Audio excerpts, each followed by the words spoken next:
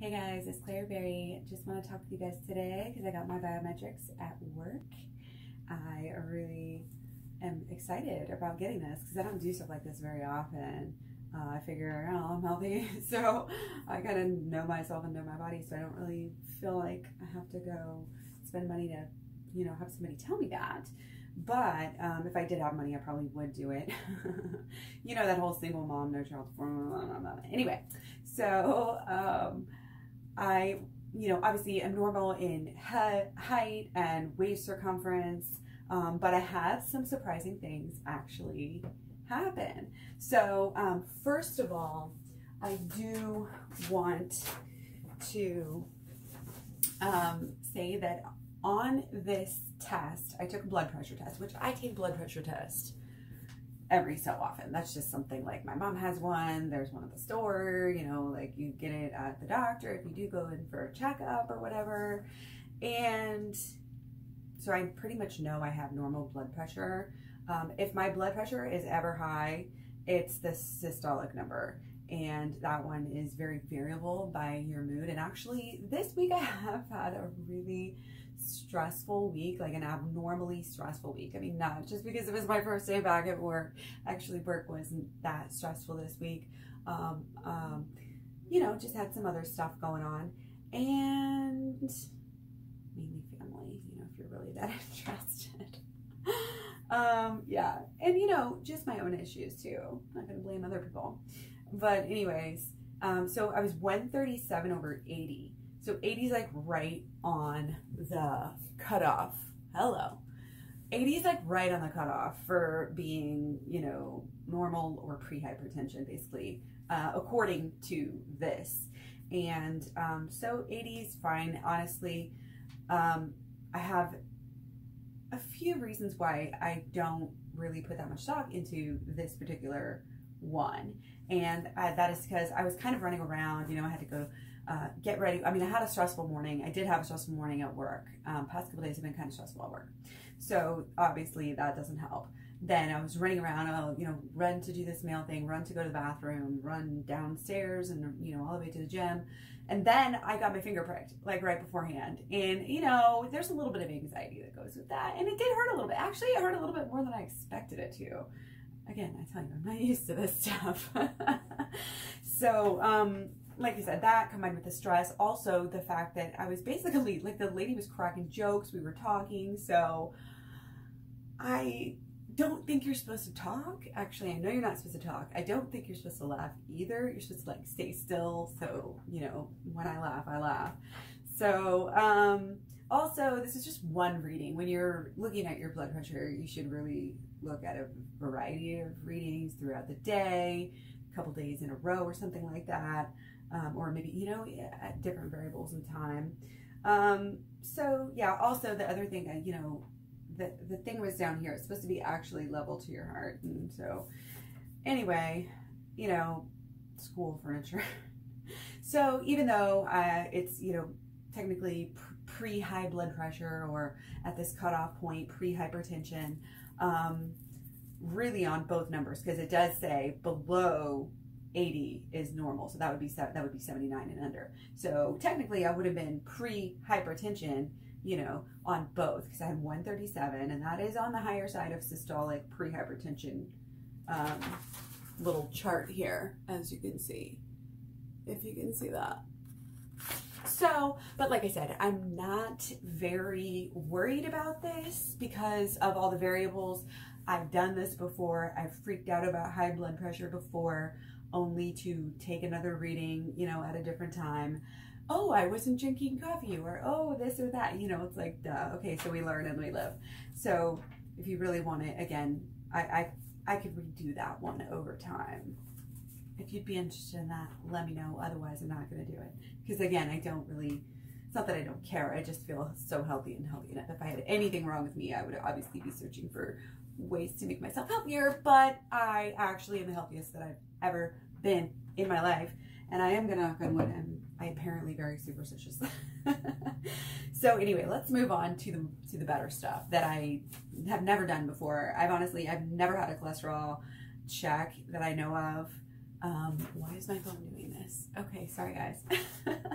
So, and this was just a finger prick. I mean, they just like pricked the finger, squeezed a little bit of blood out, sucked it into this tiny little straw, and then put it into a machine, and it had the results in about 5 minutes or so, again, while I was getting the blood pressure done. So, not sure incredibly how accurate this stuff is, but I thought it was really interesting. So my total cholesterol is 125. So it's not 0. I had people joking like, oh, it's going to be 0. You're not going to have any cholesterol. And I was like, I didn't have time. I was working, so I didn't have time to be like, no, your body creates cholesterol. But anyway, it does. Obviously, my cholesterol levels are fine. Desirable is less than 200. Borderline high, 200 to 239. Over 240, you definitely have high cholesterol. So I'm not anywhere close to that.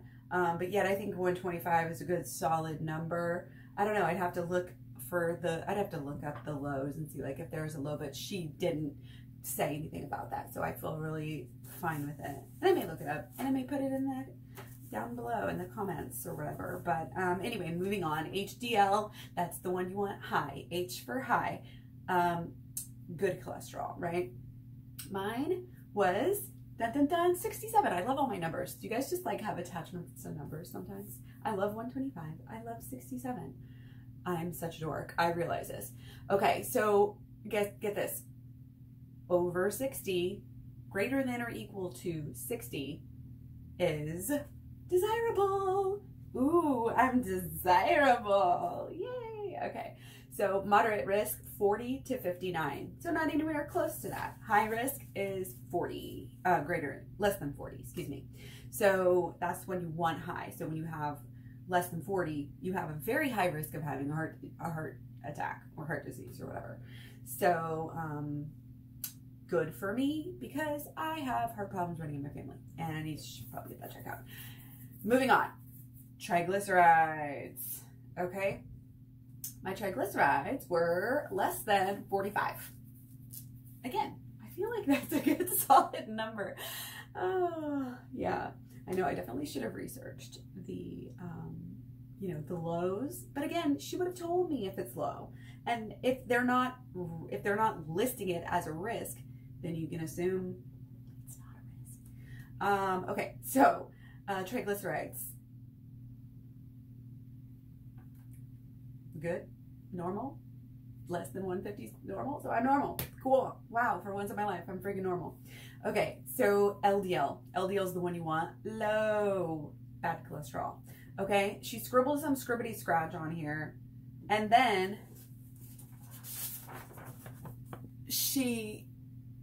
I asked her what it was, and she was like, oh, let me just redo that for you.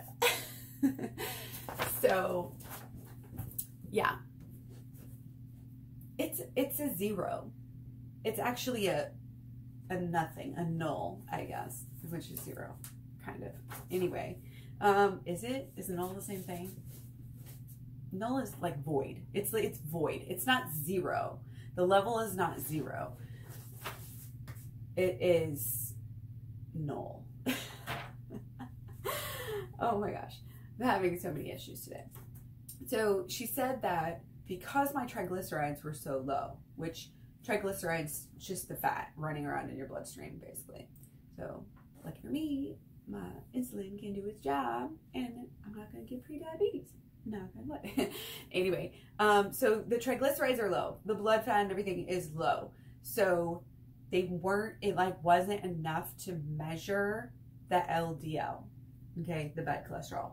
But I was kind of a little bit alarmed when she said that, of course. But then she's like, oh, this isn't, she said, basically what she said was, if judging by everything else, she would assume that it's fine. Less than 129 is, again, desirable. So borderline high, 130 to 159, and then high risk is 160 and above. So yay! I took that as a positive when she explained it like that. She said if I went to an actual doctor where they actually drew more blood and were, had more to work with to look at it, it, then they would be able to measure it a little bit better. But it's pretty safe to assume that my low cholesterol is extremely low, which honestly it should be lower if the desirable rate is less than 129, you know, and the normal rate of triglycerides was less than 150, then you would assume you would want it even lower. So again, taking this as a good thing, have no issues. My biggest issue is stress, I think, which is, you know, which does show in the blood pressure. And that's a temporary thing. I'm not usually always stressed out. Well, maybe I am, and maybe I should work on it anyways. Maybe we'll just put it like that. I'm just going to admit I am stressed out. Sometimes I feel like it. Not all the time, thankfully. That's life. C'est la vie. But anyway, moving on. Going on to TC triglyceride count to HDL ratio. So triglyceride count to good cholesterol ratio. The ideal ratio is somewhere between 1 and 3.5. So dun, dun, dun, I got 1.9. Again, I love these numbers. I just love everything. Anyways, put the love out there, guys. Send the love to all the people that you don't like, all the people that are doing wrong on this earth, and it will help them transform. That's how we change the earth right there. Love. You can't, you know, you can't get rid of darkness with darkness. You can't get rid of hate with hate. You have to heal the world with love. That is my message today, my underlying message. So moving on, glucose, last thing. Glucose is blood sugars, of course. You know, I like my sugars. Really been enjoying some coconut sugars lately. I still have a little bit of caffeine, but overall I'm not doing really anything except for a little bit of green tea. And I've been off of coffee, I would say, for like a couple of weeks. I had 3 apples, and I did have like 2 servings, like 30 grams of protein basically. But you know, just plant protein powder. But that doesn't have any sugars in it. So I basically just had 3 apples for sugars. And this was in the few hours before. Like I was getting pretty hungry, but it, you know, it was like midday-ish to where, you know, I don't usually eat a lot by that time anyway. So I just drank a couple of protein shakes and then had a few apples. And then I was ready for lunch pretty much right after that. But so I would say there's 2 categories here. You have the fasting and the non-fasting. Honestly, because apples are so low in calories, and because, I mean, honestly, the protein for me, it's like fasting. Like, it doesn't fill me up at all. Because the calories are so low and so much time had passed, I almost feel like I would have been kind of close to fasting, but I would say somewhere in between fasting and non-fasting. So my number was 94. My blood glucose sugars is 94. So that is in the normal range for fasting and the normal range for non-fasting. So basically 70 to 99 is normal for fasting. So I'd be at the upper end of fasting, which would make sense since I really wasn't fasting. So that seems completely normal to me. And then for non-fasting, if we counted my 3 apples plus protein shake, you know, if we counted that, then the number should have been less than 140. Again, way below that. I'm 94. So not high and not to the diabetes point at all. So yeah, I mean, I wasn't surprised, but I wanted to share it with you guys. I have a lot of people come on my comment section and try to say, they're really never actually like, you're going to get heart disease or you're going to get diabetes. They're just like, you're going to vaguely not be vegan in the future because of your health. That's like all they will say. It's so funny, the comments people leave. So I don't know what exactly is going to get me there. Maybe just aging in general. I get so scared because I'm such a narcissist that I'll stop doing it because I'm just scared I need to keep trying something new every second to try to get better and better and better instead of just accepting myself at the best of what I can do every day where I'm at. So anyway, I absolutely love my lifestyle. I love the diet that I do.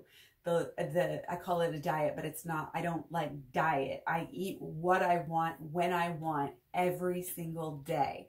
And when I say that, people are probably like, yeah, right, Claire, you probably want cheeseburgers and this and that. And to a certain extent, that's true, because when I see, if I'm hungry and I see food that's vegan and I'm like, oh, you know, that looks good. Like if you have a vegan cheese pizza in front of me, I'm going to be like, fuck yeah, that looks good, you know.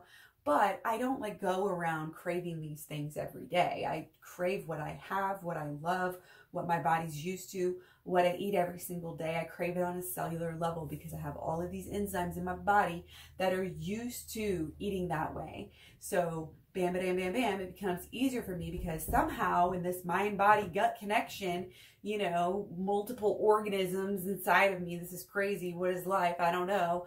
You know, we have this response where my body wants the food that these little guys are consuming, that the bacteria are consuming. And this is the basics of addiction to me.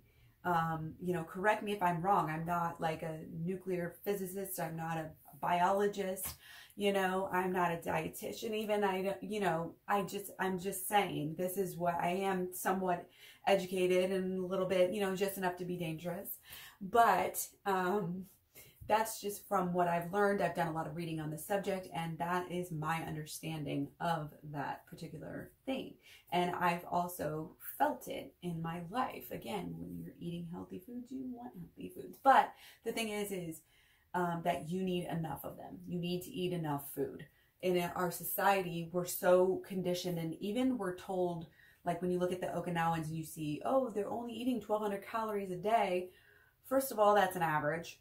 Okay, they are smaller than us as well. So we have to take that into consideration. You know, you can't just say, oh, we should do 1,200 calories because they do. Yeah, they may work. The centurions that they looked at, they may work, but these are older people that they're looking at. So of course they're eating less, and they are still active, but they're not doing like strenuous, stressful things all day. Like all of this stuff that we do that eats up calories, you know, like I'm constantly on the go. I'm constantly having to communicate with people, do my job, function cognitively, you know, and I think that the foods that I eat really help me to be on ball and do that, and even like communicate with you guys. I had this ex-vegan that I have talked about a couple of times. We used to be friends and da-da-da. I tried to watch one video of hers, and she just was talking like so slow, like it was almost like couldn't form a sentence, just like, you know, I can't be like that. I do not have time for that. And, you know, she was on stimulants at the time too. So it's just like if you really want real, true energy, like I can't even drink coffee. Why? Not because it hurts my stomach, not because it gives me anxiety, because I have too much energy if I drink it and I cannot sleep. I used to drink over a pot of coffee every single day back when I was a meat eater. And I would like fast probably for a certain point, just drinking coffee, and then eat lunch. And then I would have a horrible afternoon slump. And like I said, I had candida and IBS symptoms. Oh, just all sorts of, you know, bad stuff. And then I would be able to drink coffee in the evening and then go to sleep. It was no problem. But now I cannot even do that. Like I don't need coffee at all. The only reason I get tempted to drink coffee is because I love the smell of it. My family drinks coffee. It's a real like, oh, you know, on vacation morning day, Christmas morning, family stuff. It's just like so comforting of a smell. And I've learned to realize that I can enjoy the smell without actually having to drink the coffee. Or if I really feel like coffee, I'll have a teachino or something like this. Or make you know, like a green tea latte or something else. So yeah, I can't drink it or I will stay up all night. And that's even anywhere close to noonish, cannot do it. And I gotta say, you know, Durian Ryder called it. This is exactly what he says, and I'm finding it's exactly true. After all these years, I should have just listened to him, but of course, you know, I don't blindly just follow everything that people say, you know. But now I'm like figuring it out, and I don't know if it's a combination of like, oh, just having all this extra energy, or if my body is more sensitive, or both. I really feel like I do already have a lot of energy. Used to need that coffee, you know, now don't need anything, and I go all day, and again I have more energy now, and it's great. I fucking love it. So I'm a better mom because of it. I'm a better housekeeper because of it. You know, I have energy to create change in my life and sustain change. My brain's thinking more clearly. I do less drinking than I ever actually. I gave up drinking. Like, I don't drink anymore. I'm a non-drinker. Don't do it. And that's just the way it is. Like, did I ever see this day coming? No. Did I think, you know, we don't plan out our lives. I mean, I've been definitely going towards this way, this direction over the past few years, cutting down, but I still didn't put it together like, oh, I'm going to just quit completely. Like, and, you know, again, that's something that my family does. You know, it's like every holiday, you know, and maybe holidays might be hard. I don't know. But so far, it's fine. I just don't even crave it anymore. And I used to come home and think that I needed it and that I would have to have it to take the edge off, or I would just, you know, just really want to have one. And then, damn it, I'm an adult. I should be able to. But it really is.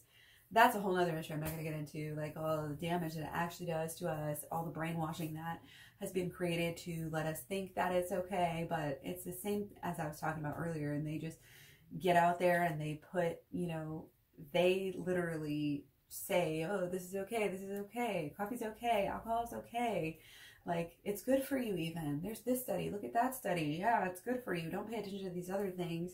Let's do normalcy, you know, oh, look at the health aspects, don't look at the, you know, like all of this stuff, like don't look at how it affects your mood and different things like that. So yeah, I just am totally rambling now, but you know, get me talking about health and I can't stop. So hope you guys got something out of this. Feel free to share, feel free to like, stay subscribed. Find me all over social media. I'm the same name all over. Yeah, take care. Don't forget to eat your fruit, and I'll talk to you later.